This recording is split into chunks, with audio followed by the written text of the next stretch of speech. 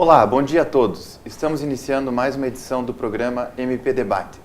Hoje vamos conversar sobre o tema do papel do Ministério Público na proteção dos direitos humanos.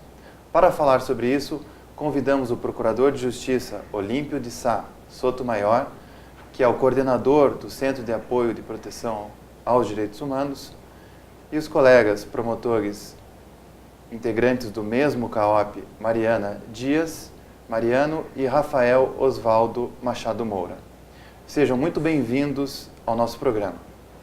Antes de começar nosso bate-papo, eu convido vocês que estão nos assistindo a enviar suas perguntas para o e-mail mpdebate@mppr.mp.br. Vamos começar, doutor Olímpio, perguntando como deve ser a atuação do promotor de justiça na proteção dos direitos humanos.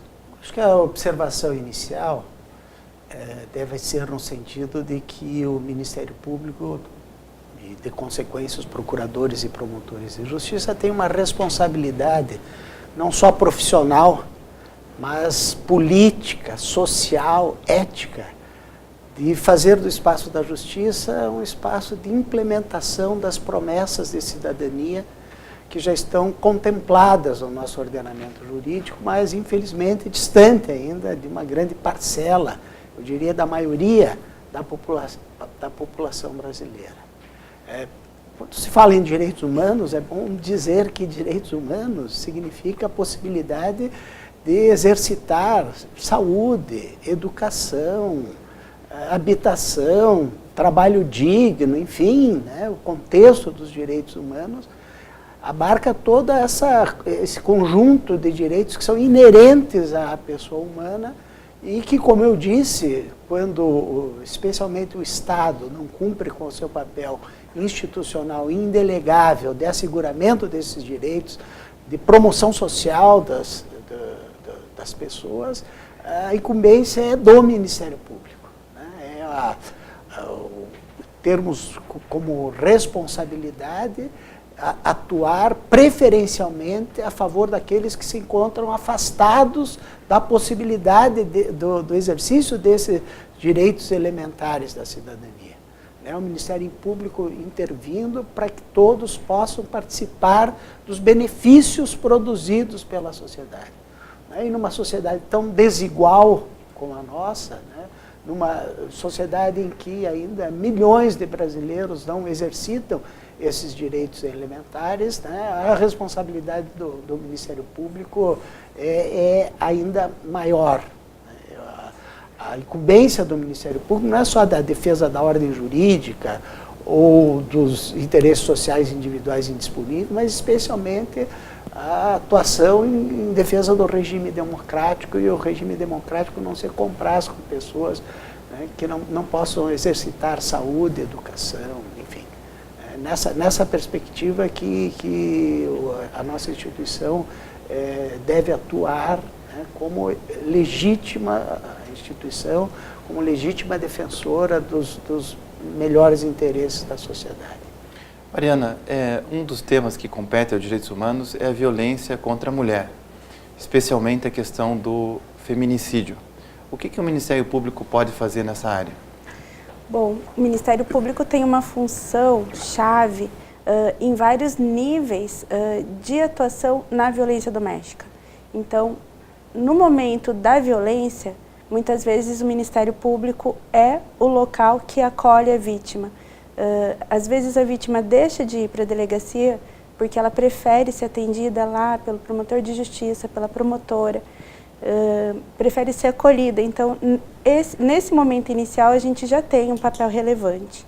A gente também tem um papel de fiscalização dos serviços públicos de atendimento à vítima de violência. Então, nas delegacias, a gente tem um papel de fiscalização para que o serviço seja estruturado de forma a receber adequadamente a vítima, para que seja rápido o suficiente para interferir naquela situação e evitar que a violência continue e se torne mais grave.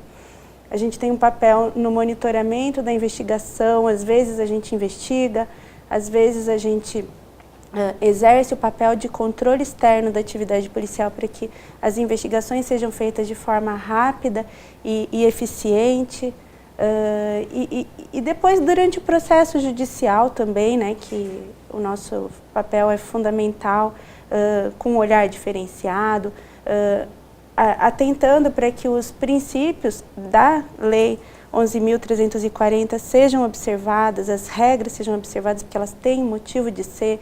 Então, na questão da retratação, da representação, nos casos dos crimes condicionados à representação, existe um motivo para que essa representação seja feita somente perante o juiz, a retratação, né, seja feita somente perante o juiz, porque a gente sabe que há casos em que o agressor pressiona a vítima para que ela se retrate ou exerce algum outro tipo de influência e depois ele vai voltar a ser violento com essa vítima. E por fim, a gente tem um papel fundamental no monitoramento dos casos de violência doméstica e de feminicídio. O Ministério Público do Paraná tem sido destaque no Conselho Nacional do Ministério Público com relação às notificações e ao monitoramento. Então, quando os inquéritos policiais chegam nas promotorias, as medidas protetivas chegam nas promotorias, existe a necessidade de que seja registrado de forma adequada no PROMP. E esse papel tem sido exercido de forma satisfatória pelo Ministério Público do Paraná. É lógico que a gente tem que sempre ficar atento com relação aos servidores administrativos para que tudo seja observado, mas o Paraná tem feito isso. E esses dados que a gente consegue levantar são importantíssimos na elaboração de políticas públicas, são importantíssimos na análise da legislação para identificar se a legislação está sendo eficiente, se as políticas públicas estão sendo eficientes no combate à violência doméstica. Então, o Ministério Público, a todo momento, o Ministério Público deve intervir, deve agir em todas as suas funções, porque o Ministério Público consegue atuar e evitar a perpetuação disso. Rafael, outro tema importante é a atuação do Ministério Público na reconstrução da diversidade racial. E nesse sentido, a nossa colega Amanda Ribeiro dos Santos, ela pergunta: como que o Ministério Público pode fomentar a discussão em torno da igualdade racial na sociedade de maneira adequada e promover o necessário avanço em tempos tão difíceis? Olha, é importante destacar que a atuação do promotor e da promotora de justiça em relação à questão da igualdade étnico-racial, ela pode se apresentar, pode se concretizar de variadas formas, né? A depender da criatividade do promotor, das condições dele na comarca. Tanto é possível o promotor desenvolver atividades em relação, juntamente com os conselhos sociais, se for possível, com um conselho específico para a temática da igualdade racial, que a gente do Centro de Apoio reconhece que é difícil de ser concretizado muitas vezes nas comarcas pequenas, como também é possível que o promotor leve essa questão, essa temática para as escolas, para a sociedade civil da sua comunidade, como também para até mesmo a Câmara de Vereadores, do Poder Político local. Então, as formas são variadas de atuação. E neste ponto eu destaco para os colegas, é importante que os colegas tenham conhecimento da atuação do grupo de trabalho que foi promovida pela 24ª Promotoria de Justiça de Londrina, que juntou diversos atores do sistema de justiça justamente para debater a temática da igualdade étnico-racial ou da ausência da igualdade, e a partir daí levantou dados, buscou repensar, refletir a respeito da atuação do sistema de justiça, em especial do Ministério Público, a fim de buscar verificar em que pontos o sistema de justiça, mesmo que de maneira não intencional, estava a repetir práticas do racismo institucional. E por fim, eu acho que é importante que os colegas tenham em mente os conceitos, né? mais do que a forma pela qual o colega irá trabalhar essa temática, é importante que ele tenha em mente os conceitos de racismo.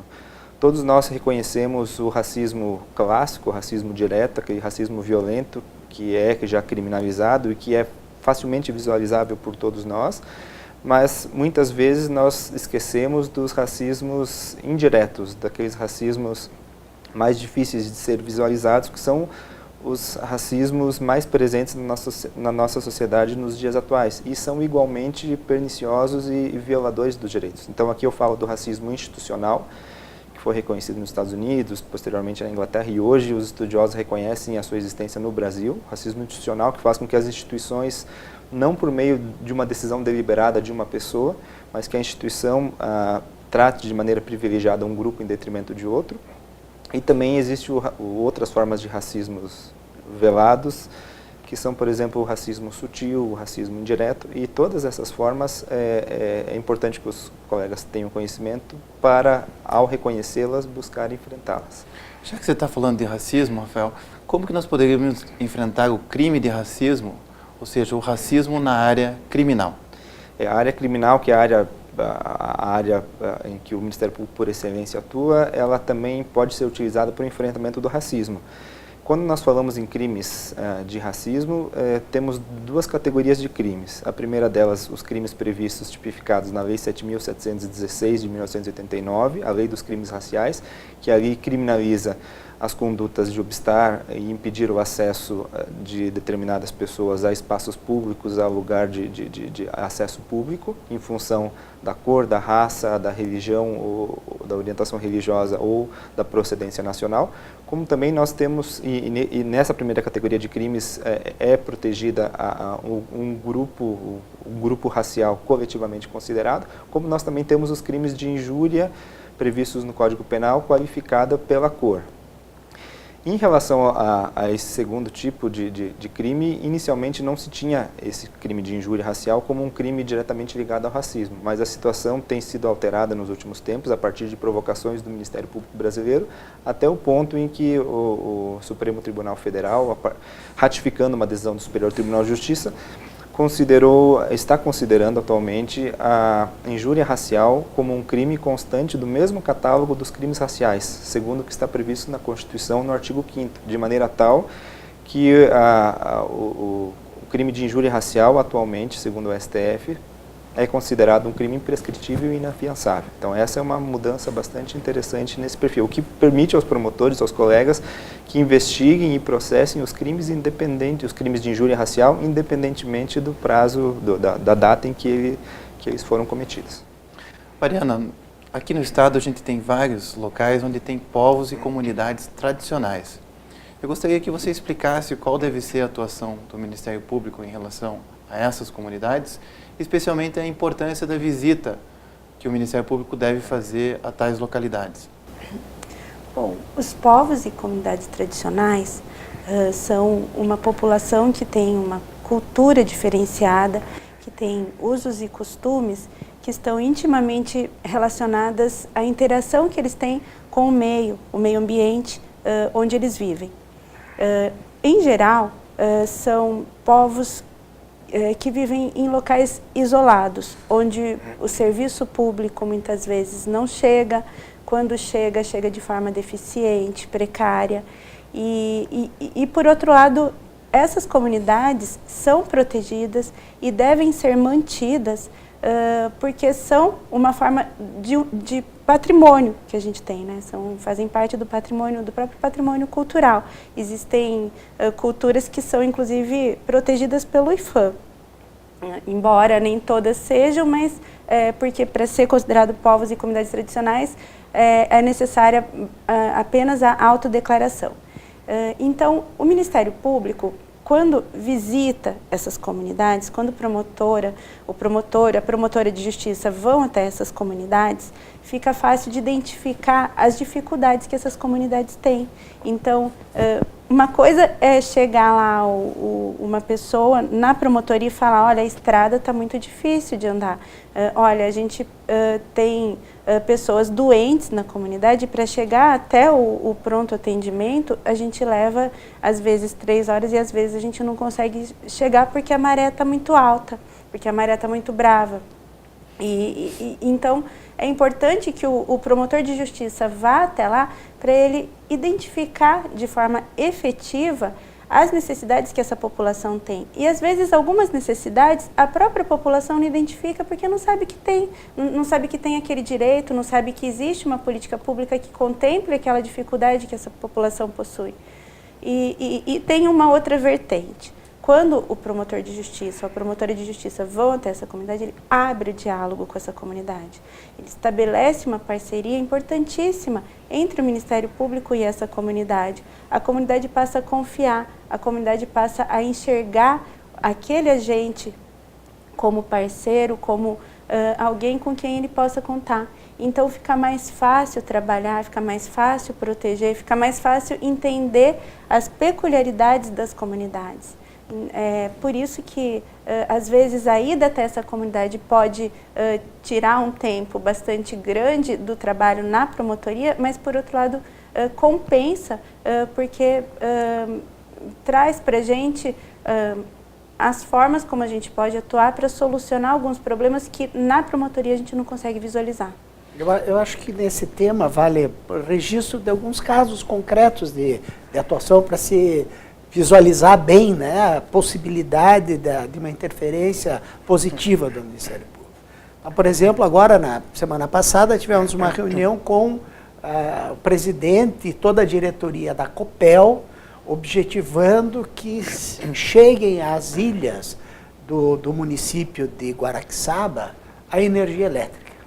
Né, porque os pescadores estão lá sem possibilidade, inclusive, de comercializar de forma adequada o produto do seu trabalho, né, os pescados, porque não há energia elétrica capaz de, através de um freezer e tal, preservar além do fato que a escola não tem luz, enfim, né. Aliás, a partir da própria Mariana, enquanto promotora lá em Antonini, agora o André Luiz participando também, né,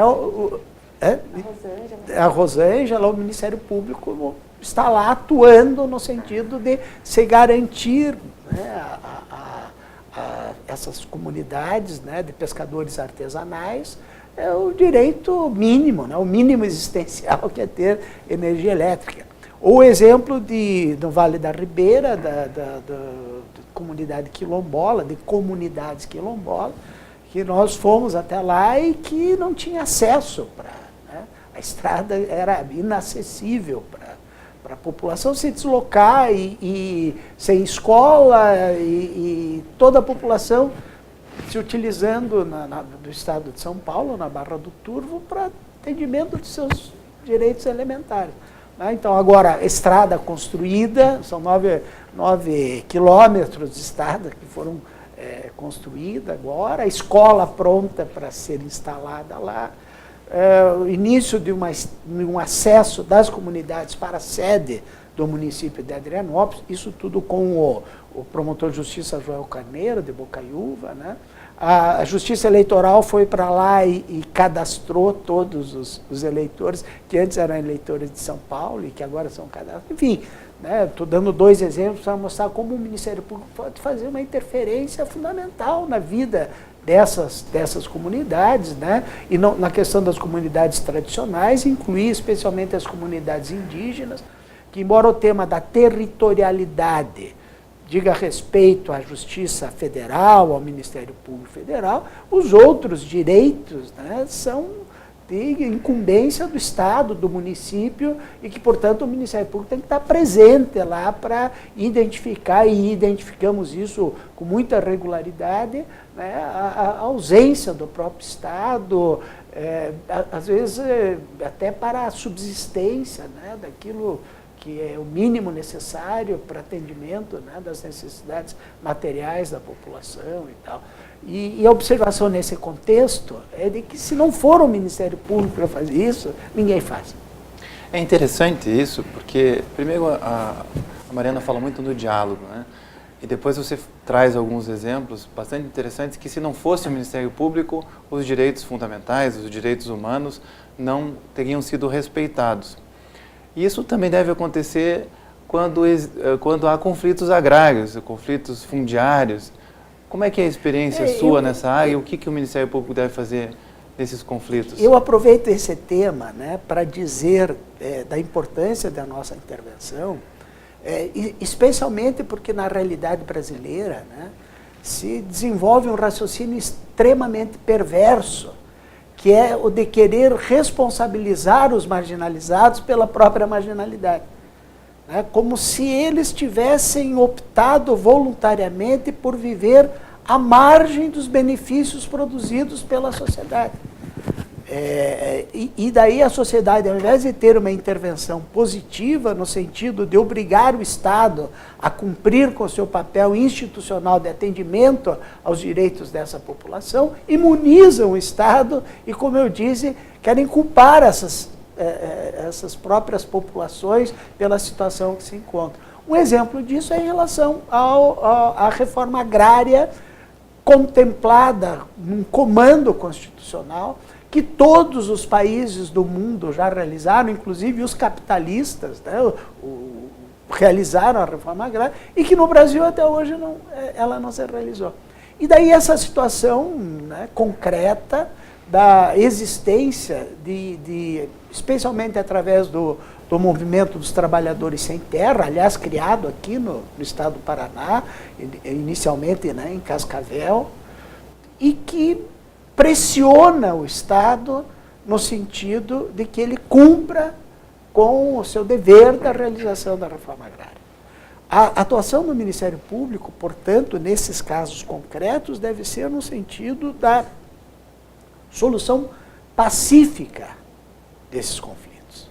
Não é a atuação que possa importar em colocar milhares, centenas, milhares de famílias à beira da estrada, né? Como se daí o oficial de justiça pudesse ter uma ordem judicial itinerante para que eles saíssem dali e tal. A atuação nossa tem sido, né, de pressionar o Estado, mas pressionar especialmente a União, através do INCRA, que se realize aqui, porque a União nesse contexto acaba assumindo uma posição muito cômoda. Não realiza a reforma agrária e que quem tem que cumprir as ordens de reintegração de posse são as forças policiais do Estado, né? E que muitas vezes com um conflito que não resolve, né? Que não soluciona a situação concreta dessa. Nós temos defendido a tese de que em todos esses casos o INCRA deve ser instado a comparecer no processo, seja de um lado para dizer que tem interesse naquela terra pela aquisição, ou porque se está buscando, né, uma adjudicação de uma área cujo proprietário é devedor da União e, portanto, na compensação, esta área pode ir para a União e daí ser destinada à reforma agrária, ou, de qualquer forma, né, o INCRA, se não tiver interesse na área, tem que ter interesse naquelas pessoas que estão aguardando a reforma agrária. Né? E, portanto, a participação do INCRA, deslocando-se a competência para a Justiça Federal e buscando uma solução digna, né, para essas pessoas que, como eu disse, aguardam o cumprimento de um comando constitucional na realização. Não se tratam de bandidos, como equivocadamente nós ouvimos falar, são trabalhadores, são famílias. A recomendação é que o promotor de justiça visite essas comunidades, conheça as pessoas, né, identifique lá crianças, adultos, idosos, né, que estão lá sobrevivendo através do plantio. Aliás, né, quando há o assentamento, quando se dá a reforma agrária, nós temos os melhores exemplos de agroecologia, de agricultura familiar, de produtos orgânicos. Os assentamentos, especialmente aqueles oriundos do movimento dos trabalhadores sem terra, são os que estão ganhando as licitações para merenda escolar, que exige produtos orgânicos. Quer dizer, aonde a reforma agrária ocorre com os assentamentos, ao desenvolvimento, a produção de riquezas, a produção de alimentos, né, para a população. E daí a importância, então, da intervenção do Ministério Público, né, se inserindo nesta realidade sem preconceito, sem se submeter à manipulação ideológica que se faz, no sentido, muitas vezes, da proteção de uma área que é improdutiva, que não cumpre com a sua função social prevista constitucionalmente. Enfim, né, o Ministério Público tem feito por intervir, positivamente na superação desses conflitos e na superação pela via da realização da reforma agrária conforme o comando constitucional. Mariana, o Dr. Olímpio ressalta muito a questão da população mais vulnerável. E porque essa população precisa mais do Estado do que os demais. E o Estado tem que ter uma política de assistência social para essas pessoas. E equipamentos como o CRAS, o CREAS, mas nem sempre eles funcionam de forma adequada. O que o Ministério Público pode fazer para que haja uma devida execução das políticas de assistência social no Estado e no país? Bom, o Ministério Público tem essa função de fiscalizar, fomentar, né, o funcionamento adequado dos serviços públicos de saúde, educação e assistência social. A assistência social acaba tendo um diálogo, uma interlocução com todas as demais políticas públicas. E nas promotorias a gente sente muito isso, principalmente nas promotorias da infância, né? Quando a gente requisita serviços públicos para o acompanhamento, para o atendimento a uma família, a uma criança que está em situação de vulnerabilidade, ou nas promotorias de violência doméstica, quando a gente tem uma vítima que tem uma dependência econômica, às vezes psicológica com o próprio agressor e precisa de um acolhimento, um atendimento por parte de uma psicóloga, uma assistente social, uma inserção numa vaga de trabalho, uma capacitação, tudo isso acaba sendo atendido pela assistência social. E como que o Ministério Público vai agir diante das falhas ou diante da identificação de um serviço que precisaria ter no município, mas não tem? A gente pode agir recebendo as demandas de forma individual e depois até transformando em coletivas, cobrando do município. Já existem casos de termos de ajustamento de conduta para instalação de CRAS, para o funcionamento adequado de CREAS, ou a gente pode atuar por meio do próprio controle social, ou seja, por meio dos conselhos, que é uma ação importantíssima por parte do Ministério Público. Então, a gente tem situações, às vezes, que são muito complicadas, que a gente não consegue fazer com que andem. Por meio do controle social, acompanhando o funcionamento do Conselho Municipal, é possível fazer com que aquela política seja instalada, porque o Conselho Municipal fiscaliza a política de assistência social, o Conselho Municipal fiscaliza os fundos, delibera e sugere a elaboração e o desenvolvimento de ações, de políticas públicas, e o Conselho Social, principalmente, traz a sociedade civil para discussão, que é quem vai dizer o que está precisando no município, que é quem vai dizer se aquele gestor merece continuar na gestão ou não, que é quem vai fazer o diálogo, que é quem vai identificar as falhas e sugerir sugestões. Então, o Ministério Público tem uma função muito importante nisso, no fortalecimento da sociedade civil e na assistência social em específico, no Sistema Único de Assistência Social, a gente pode trabalhar de forma muito forte para fortalecer a sociedade civil e justificar o funcionamento disso. Aliás, a existência de um Conselho Municipal de Assistência Social justifica o recebimento por parte do município de inúmeros recursos por parte da União, dos estados. A gente identificou lá no centro de apoio que existem municípios que receberam direito, têm recursos parados e não utiliza, e não tem um funcionamento adequado das políticas de assistência social. Então, o Conselho Municipal que funciona adequadamente pode cobrar do município, vai ter acesso a essa informação e vai cobrar do município que ele aplique essa verba em benefício das pessoas que estão numa situação de vulnerabilidade e precisando dessas políticas. Mariana, enquanto você estava falando das políticas de assistência social, eu me lembrei das populações em situação de rua. Eu gostaria que você explicasse o que é a população em situação de rua e como é que o Ministério Público pode atuar diante dessa realidade. Existe um decreto, que é o decreto 7.053, de 23 de dezembro de 2009, que conceitua a população de situação de rua e define a necessidade de políticas para essa população. segundo esse decreto, a população em situação de rua é definida como um grupo heterogêneo, que possui em comum a situação de miserabilidade extrema e que tem os vínculos familiares rompidos ou fragilizados. São pessoas que adotam os logradouros públicos e os espaços degradados como meio de moradia temporária ou permanente e também como meio de sustento, né?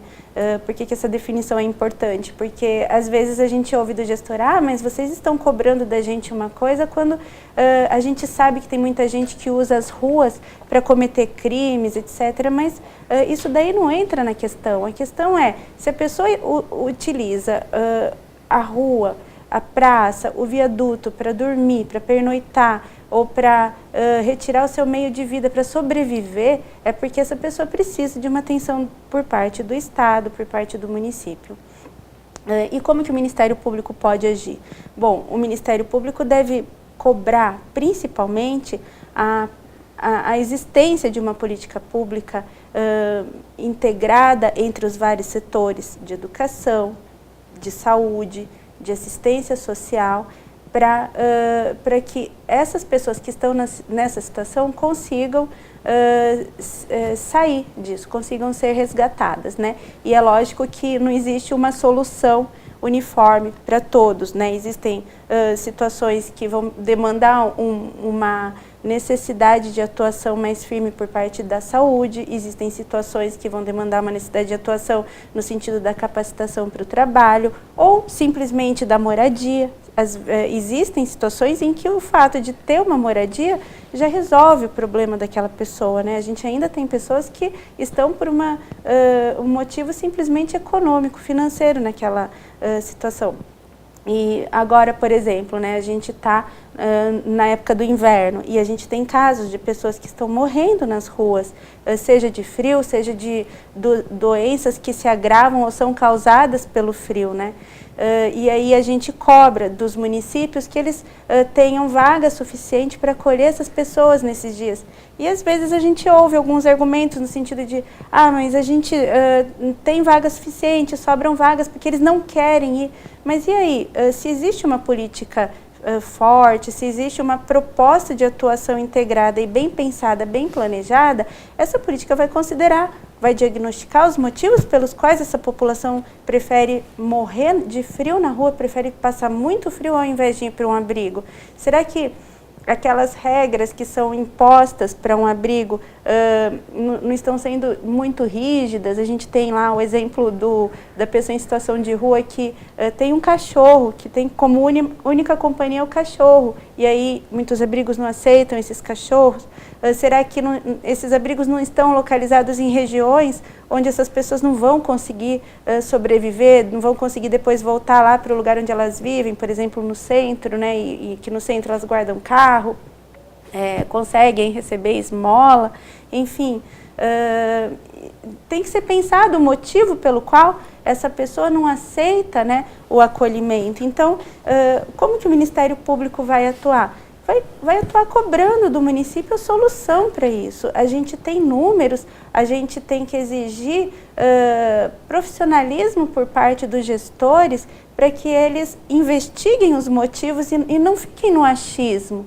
Então, não é só com assistência social que a gente vai trabalhar e muito menos com a defesa social, não é questão de polícia. Como que está sendo feita a abordagem dessas pessoas em situação de rua? Então, o Ministério Público pode fomentar a capacitação dos agentes que fazem essa abordagem, esse acolhimento, para que eles não sejam agressivos, para que eles saibam ouvir, para que eles saibam acolher as necessidades daquelas pessoas e direcioná-las para um lugar protegido, um lugar seguro, sem nenhum tipo de pressão, sem nenhum tipo de imposição. E principalmente a gente tem visto alguns casos, algumas situações de recolhimento de pertences. Então, a pessoa tem um cobertor recolhido porque o Código de Postura no município não permite que ela mantenha pertences lá no meio da praça. Olha que violência, a pessoa já não tem nada, e aí chega o agente e retira o cobertor, retira, eu já ouvi caso de retirada de aliança de uma pessoa que estava lá em situação de rua. E aí essa pessoa vai ficar ainda mais desamparada, ainda mais desacreditada e muitas vezes isso vai justificar o motivo pelo qual ela não vai querer ir para o abrigo. O que vai acontecer lá se aqui na rua já agem com essa violência toda. Então o Ministério Público, a promotora de justiça, o promotor de justiça deve estar atento a essas situações, deve ter o diálogo com essas pessoas. A gente tem um movimento de pessoas em situação de rua organizada, tem que ouvir essas demandas e fazer intermediação com o município para cobrar uma política adequada para o atendimento dessas pessoas e para a superação desse tipo de situação. Nós estamos trabalhando muito com a proposta, e aliás é uma proposta que vem do próprio Movimento Nacional de População em Situação de Rua, que é com a moradia. A ideia de que a partir da moradia é que você pode dar atendimento à saúde, que você pode fazer um encaminhamento para o mercado formal de trabalho, né? Quer dizer, através de aluguel social, né? da destinação de casas, né? do sistema de habitação do município, você garantida a moradia digna, né? Porque os espaços, essa é a reclamação, né? E às vezes as pessoas se espantam, mas por que alguém que está, como disse a Mariana, por que alguém que está passando frio, né, desnutrido e tal, não aceita ir para uma unidade de acolhimento? Né? Porque ele acaba sendo, nas unidades de acolhimento, não raras vezes, claro que não em todas, né, tratado de forma desrespeitosa, indigna, né? Convive com pessoas que estão doentes, que estão, enfim... É o espaço que não o acolhe com a dignidade que todos devem ter, e por isso nós, uma espécie de braço jurídico do Movimento Nacional de Moradores de Rua, nós estamos trabalhando firmemente nessa perspectiva de ter uma resposta em relação à moradia e a partir disso então fazer, né, a inserção de outras políticas públicas que possam permitir a essa pessoa construir um projeto de vida, né, diverso do infortúnio, né, de se encontrar em situação de rua. Agora, Olímpio, nós sabemos que a dignidade da pessoa humana está na Constituição, todo mundo concorda com a dignidade da pessoa humana, ela permeia todos esses direitos que vocês estão relatando e explicando para os colegas e também para a população. Mas existe também uma forte ideia de que defender direitos humanos está vinculado à defesa de bandidos e de criminosos.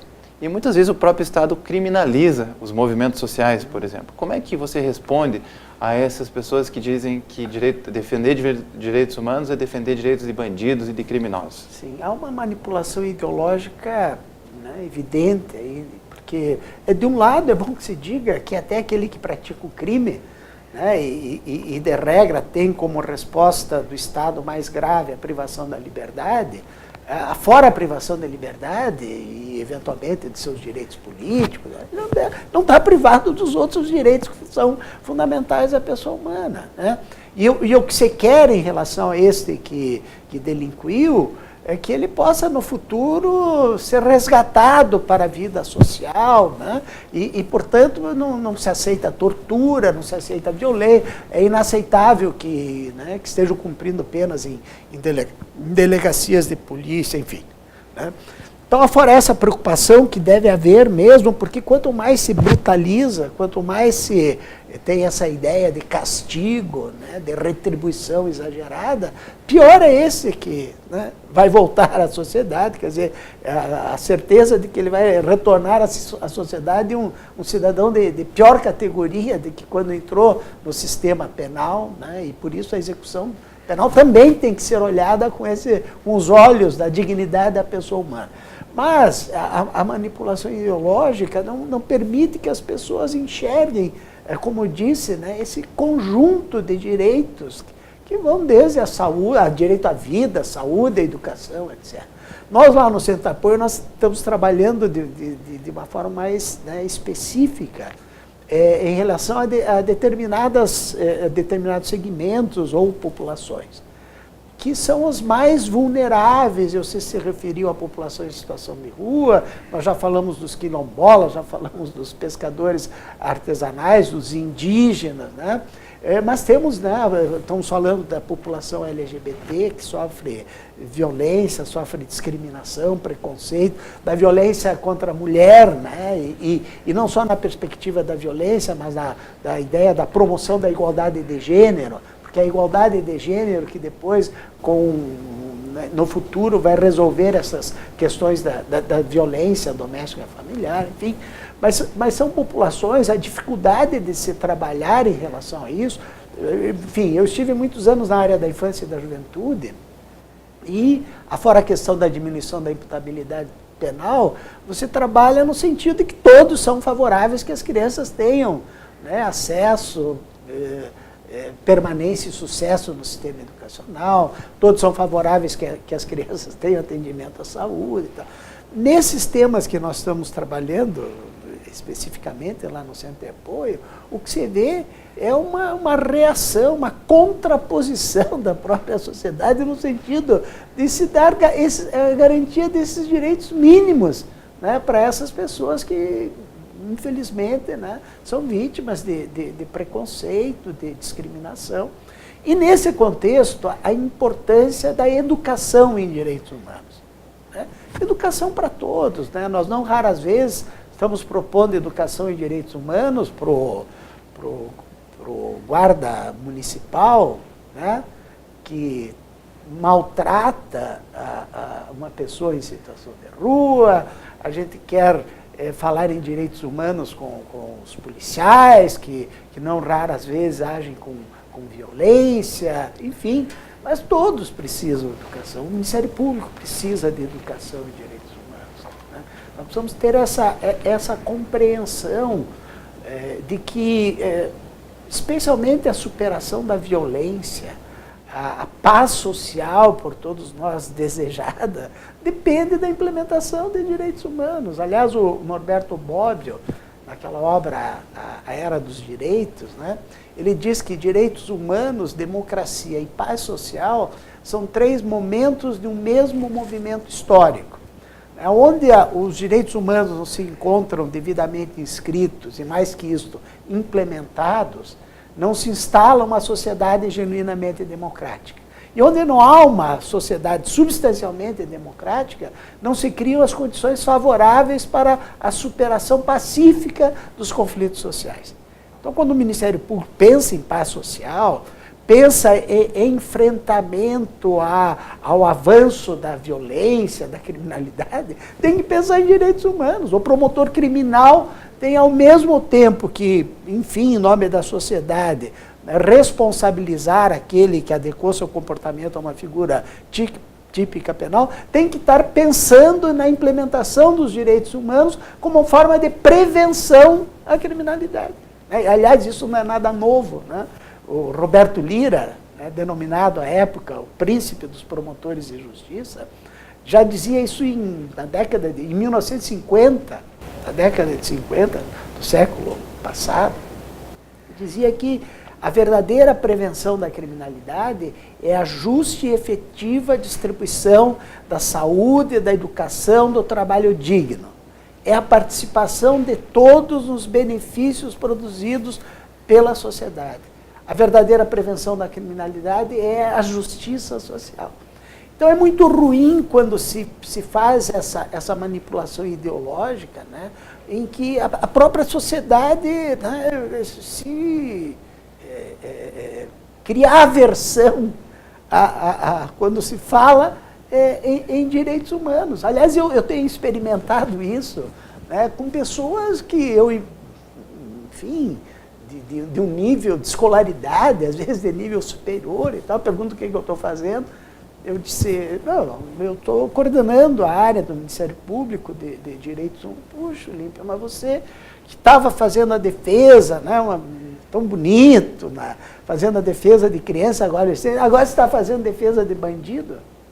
Né? Quer dizer, é impressionante como isso está impregnado. E quando você cria essa aversão social há uma proposta, né, de garantir a todos a possibilidade do exercício dos direitos elementares da cidadania, você impede, né, o avanço social, você impede o processo civilizatório, você começa a ouvir esses discursos absurdos, né, de que bandido bom é bandido morto, você começa a ouvir a proposta de diminuição da imputabilidade penal, da pena de morte, etc., que deriva para um campo de distanciamento do Estado de Direito democrático e de uma perspectiva de implementação dos direitos humanos.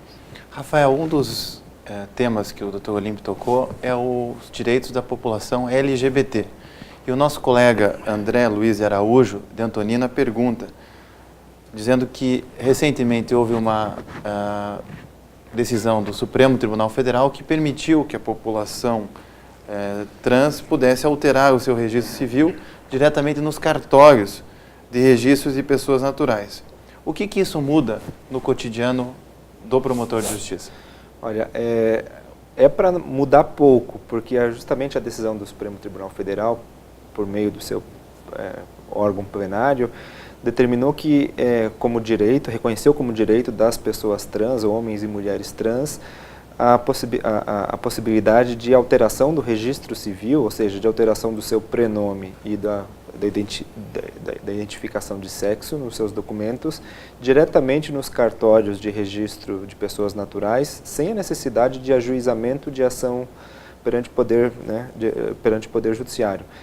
E também o Supremo Tribunal Federal, no voto vencedor do ministro Edson Fachin, reconheceu como direito às pessoas LGBT a essa alteração sem que seja necessária a apresentação de documentação médica, documentação de psicólogo ou a realização de tratamento hormonal ou qualquer coisa do gênero. Reconheceu como um direito apenas a partir da identificação e do requerimento perante um cartório a alteração desse registro. E então a ideia é que as promotorias de justiça não interfiram diretamente no exercício desse direito. Contudo, temos verificado aqui no estado do Paraná que ainda a Corregedoria Geral de Justiça não regulamentou, não emitiu um provimento para regulamentar a atividade dos cartórios. Ao contrário, houve uma determinação em abril para que fosse suspensa a atividade dos cartórios nessa direção.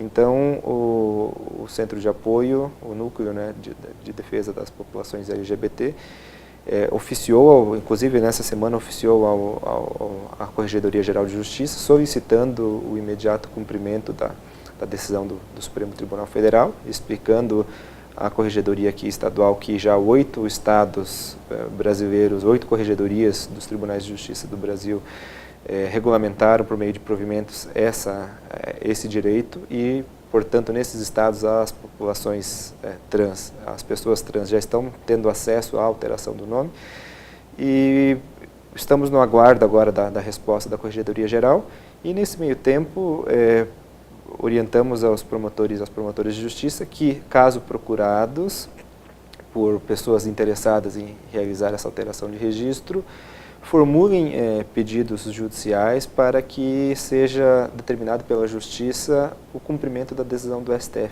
o imediato cumprimento dessa decisão do STF. No contato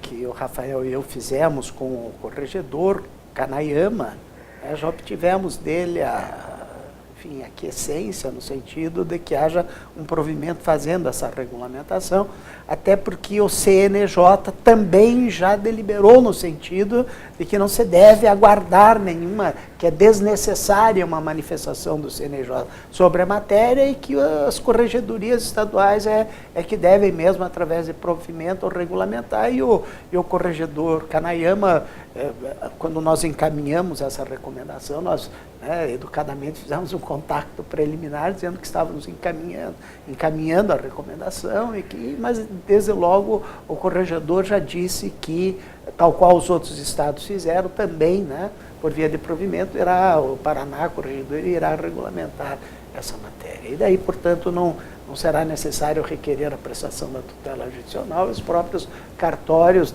resolvem essa questão do ajuste do prenome a partir da identidade de gênero. Rafael, a gente escuta de vez em quando na imprensa crimes bárbaros envolvendo a população LGBT. Gostaria de saber se tem números a respeito da violência contra essa população e também que você esclarecesse, de modo geral, se a homofobia é crime no Brasil. Olha, nós no Centro de Apoio procuramos fazer o levantamento dos números, dos dados estatísticos a respeito da violência contra a população LGBT. E a conclusão principal que nós temos é de que há uma precariedade muito grande no levantamento desses números. Os números mais abrangentes que nós temos, por exemplo, em relação aos crimes de morte contra a população LGBT, são oriundos da sociedade civil, são oriundos de ONGs. O poder público brasileiro não tem esse levantamento realizado ainda. No caso do Paraná, por exemplo, no ano passado, temos a informação de que houve 23 mortes causadas em função de LGBTI-fobia. E esses dados das 23 mortes não vieram do poder público, vieram de uma ONG que faz esse levantamento. Temos a identificação de cada uma dessas vítimas lá no Centro de Apoio e nos próximos meses iremos analisar a situação de cada um desses crimes. O que é possível dizer é que é necessário que o Estado avance na direção de buscar esses dados com maior precisão. No caso paranaense, nós temos já uma indicação, um decreto por parte da Secretaria de Segurança Pública que determina que os órgãos policiais, desde a Polícia Militar, durante o registro do boletim de ocorrência, até mesmo a Polícia Civil, façam menção à homofobia, né, entre aspas, à homofobia, porque no caso de crimes que tenham sido motivados pela LGBTI-fobia. E em função disso, de 2013 a 2017, temos um levantamento de 800 crimes, nenhum de homicídio, o que já indica a subnotificação, porque já temos os dados de que apenas em 2017 houve 23 mortes no Paraná, mas temos crimes de estupro, de injúria, de lesão corporal, etc. Agora, temos uma certeza de que esses dados estão subnotificados, que esses dados não representam a realidade. Então, é importante que as forças, os agentes de segurança sejam melhor capacitados e sejam sensibilizados para que realizem essas anotações. E também agora puxando para o nosso lado aqui do Ministério Público do Estado do Paraná, no nosso sistema ProMP há um campo específico para o registro da homofobia. A homofobia, quando a gente fala homofobia, a gente está falando da LGBTfobia, porque a homofobia na verdade é um item desse campo maior. Mas existe esse campo que infelizmente tem sido pouco utilizado pelos nossos servidores administrativos, uma vez que temos o registro de apenas 3 crimes constantes no nosso sistema ProMP.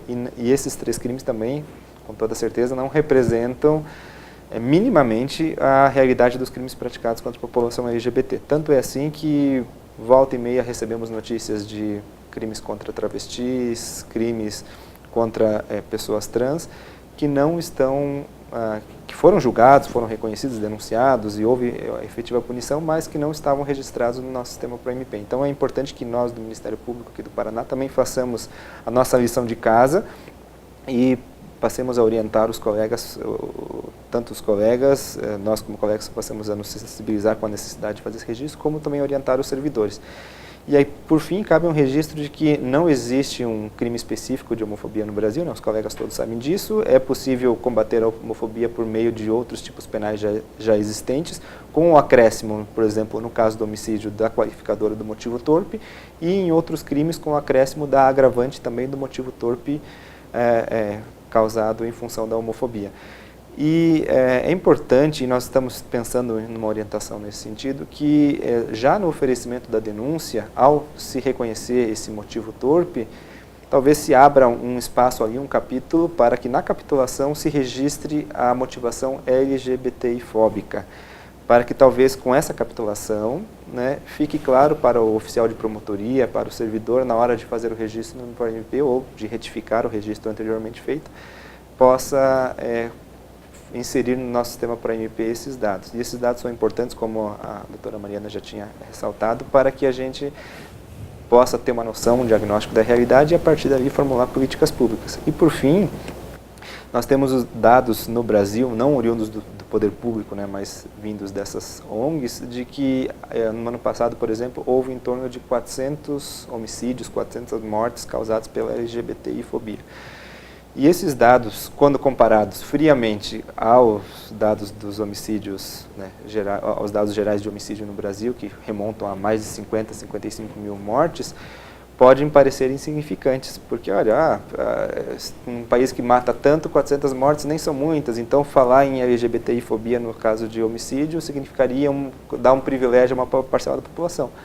Esse tipo de pensamento não é verdadeiro, porque a violência que afeta todos também afeta a população LGBTI. Agora, diferentemente do que acontece para a população heterossexual, para os cisgêneros, não há o risco de morte, o risco de homicídio apenas em função da sua orientação sexual, da sua identidade de gênero. E nesse sentido, 400 mortes causadas apenas pelo que a pessoa é, né, pela sua identidade, por aquilo que ela não escolheu ser, representa sim um dado alarmante, porque além do risco de ser vitimizado pela violência que afeta a todos nós, essa população sofre o risco, né, de morte, como também de diversos outros crimes, apenas pelo fato de ser o que ela é. E, né, além das mortes, que já exemplificam bem a gravidade dessa situação, nós temos pesquisas que mostram que no ambiente escolar, em torno de 70% dos jovens LGBT já foram vítimas de abusos verbais, de violência, de injúrias, 30% deles já foram vítimas de crimes, de condutas violentas físicas, de violência física, que demonstra, imagina, 1/3 dessa população já foi vítima no ambiente escolar, é um recorte bem específico de violência física. Que determine muitas vezes a evasão escolar, né, exatamente pelo Sim. ambiente que não o acolhe, não permite, né, a atividade escolar regular. Temos dados dramáticos. A população travesti no Brasil tem expectativa de vida de 35 anos. Então, essa violência, por mais que afete uma parcela, né, minoritária da população, é relevante, o Ministério Público tem que estar com os olhos atentos a ela. E falha o registro que, por intervenção direta do Ministério Público, nós temos aqui em Curitiba uma experiência, né, junto à Delegacia de Proteção à Pessoa e dos Crimes contra a Vida, de um departamento específico que investiga os chamados crimes de ódio, né, esses crimes contra populações vulneráveis, daí incluindo populações em situação de rua, e também os crimes praticados contra a população LGBT, que é uma espécie de um piloto, né, que objetiva dar um tratamento diferenciado para esse tipo de crime, uma investigação diferenciada para esse tipo de crime, porque, enfim, na vala comum dos demais delitos, né, sequer se identifica, como disse o Rafael, que se trata de um crime motivado tão só pela condição da pessoa, né, de ser, então, gay, ou lésbica, ou transexual, enfim, né, e que, portanto, deve ter uma investigação e uma repressão diferenciada, né, por se tratar de crime de ódio mesmo, enfim. Diante dessa proteção deficiente da população LGBT, Rafael, você que é um estudioso do direito comparado, sabe dizer se a Corte Interamericana de Direitos Humanos tem alguma decisão ou argumentos para ajudar o promotor de justiça na defesa dos direitos da população LGBT?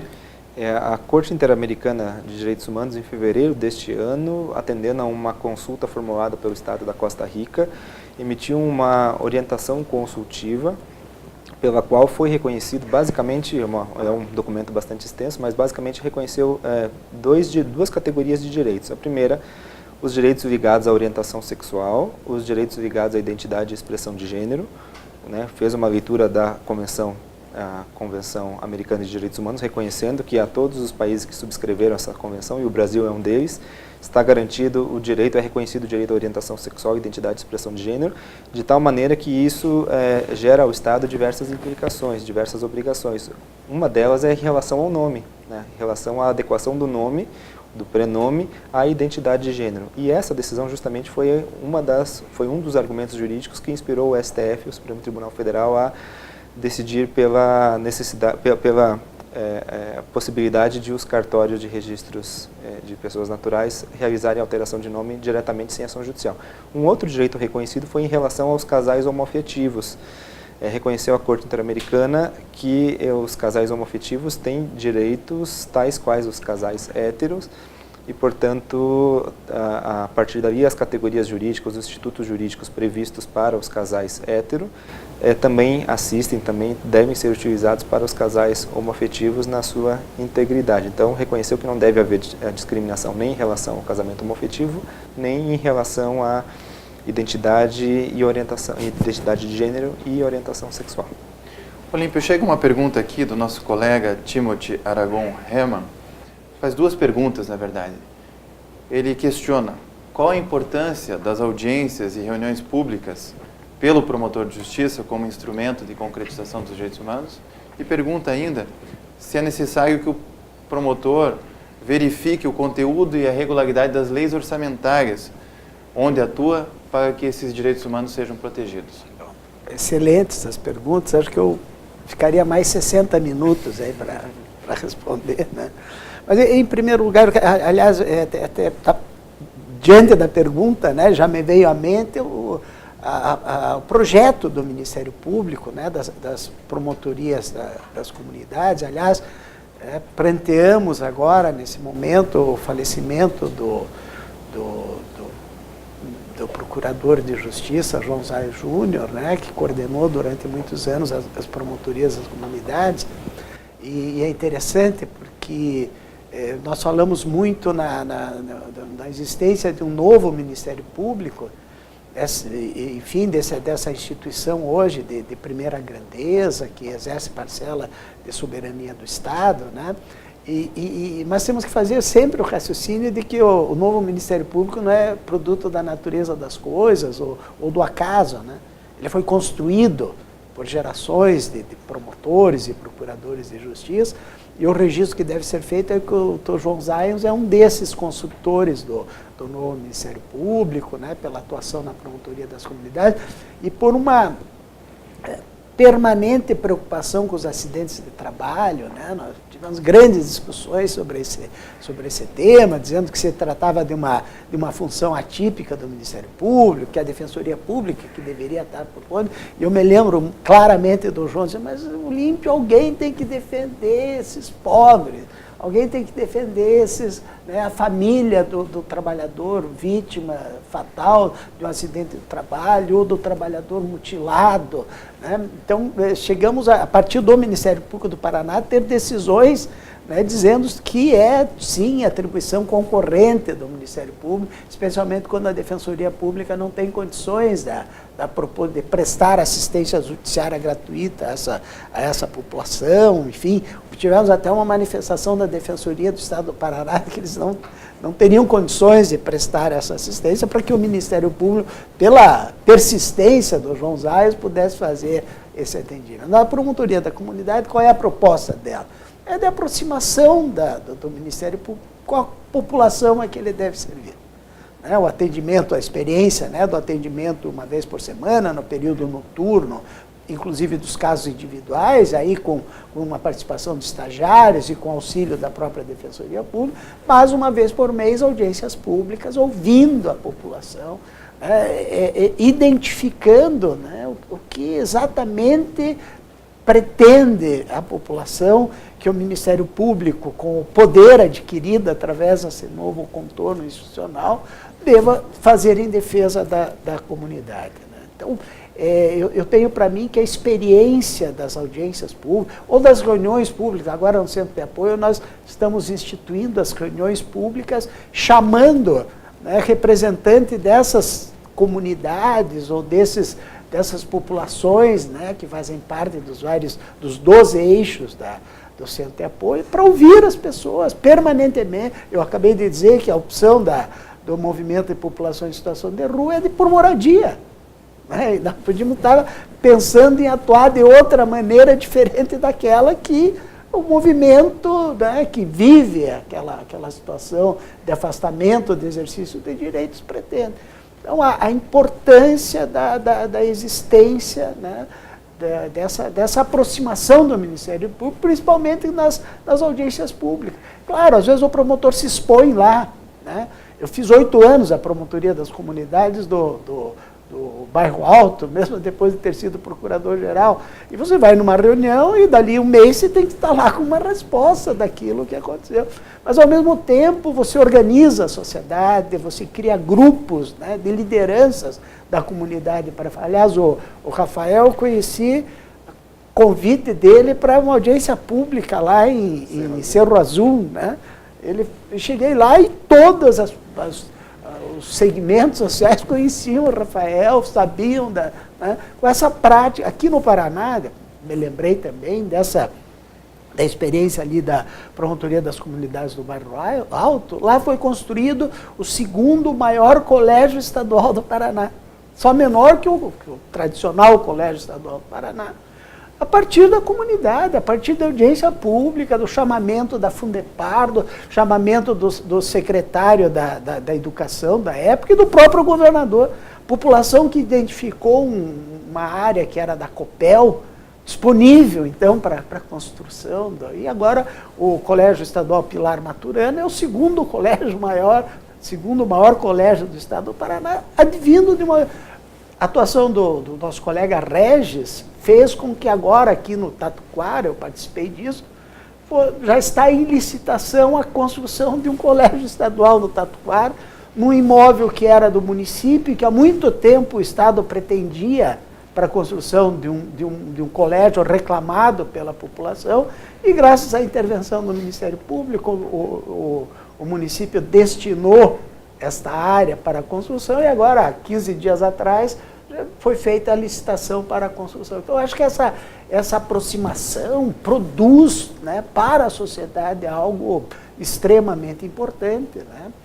E como já dito pela Mariane, eu aproveito o gancho para dizer, da importância também da nossa participação nos conselhos, né? Nesses conselhos que a Constituição quer, lá no artigo 204, inciso 2º, garantam a participação da população através das suas entidades representativas, na formulação das políticas públicas e no controle das ações governamentais em todos os níveis. Nós faremos muito, né, se, de um lado, né, fortalecermos esse processo já desencadeado de organização popular, da existência, né, de organismos representativos dos segmentos sociais ou de direitos sociais e que vão participar desse conselho, e de um diagnóstico e de formulação de uma política consequente em todas as áreas de intervenção do Ministério Público, né? A existência de políticas públicas, né, fará com que certamente o trabalho do Ministério Público, lá na sequência, não seja de propor ações civis públicas, né, com base naquela regra de que incumbe ao Ministério Público zelar pelo efetivo respeito dos poderes públicos e dos serviços de relevância pública aos direitos assegurados na Constituição, promovendo as medidas necessárias à sua garantia. Quer dizer, vamos trabalhar no sentido da implementação, né, das políticas públicas, nesses conselhos que têm caráter de democracia participativa, porque a composição deles é por representantes dos órgãos públicos e em igual número de representantes de entidades da sociedade civil organizada. O melhor de todos os exemplos desses conselhos é o da infância e da juventude, e que, em razão do princípio da prioridade absoluta em favor da infância e da juventude, que significa preferência na formulação e na execução de políticas públicas e destinação privilegiada de recursos, as decisões dos tribunais superiores hoje são no sentido de que, diante do caráter deliberativo dos conselhos dos direitos da criança e do adolescente, a política deliberada, formulada pelos conselhos de direitos, vincula o administrador, que é obrigado a canalizar os recursos necessários para a implementação dos programas e ações que foram definidos para o Conselho.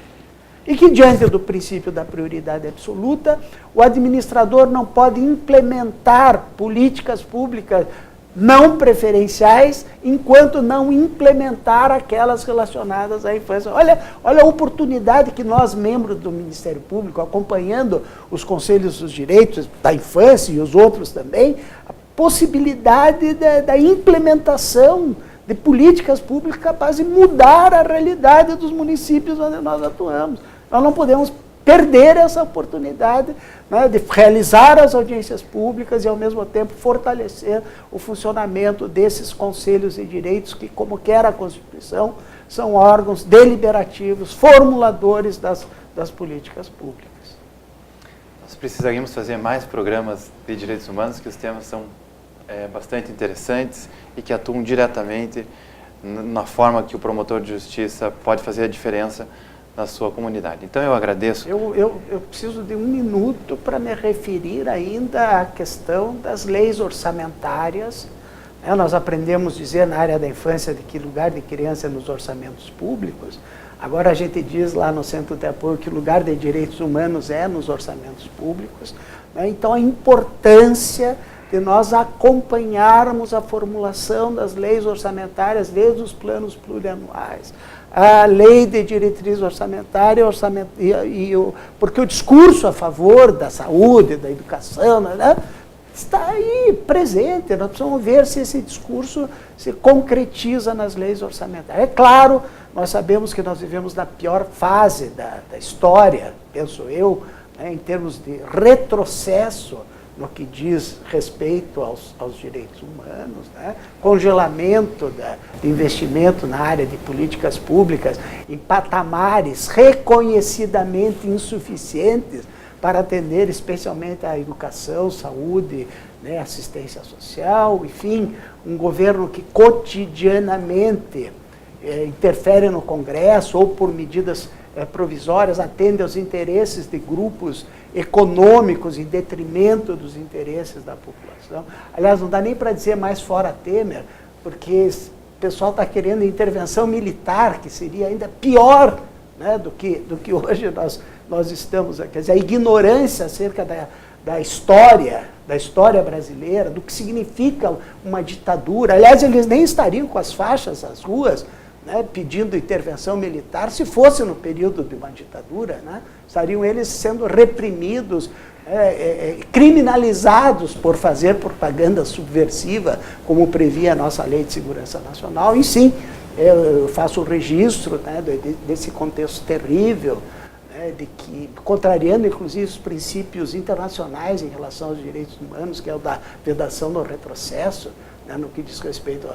Então, o momento é horrível, né, para a atuação de quem quer ver implementadas as promessas de cidadania.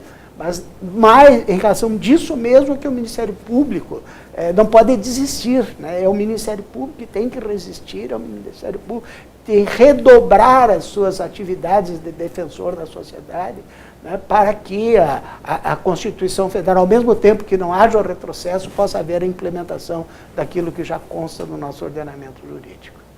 Eu agradeço, então, ao Procurador de Justiça, Olímpio de Sotomayor, aos colegas promotores de justiça Mariana Dias Mariano e Rafael Osvaldo Machado Moro.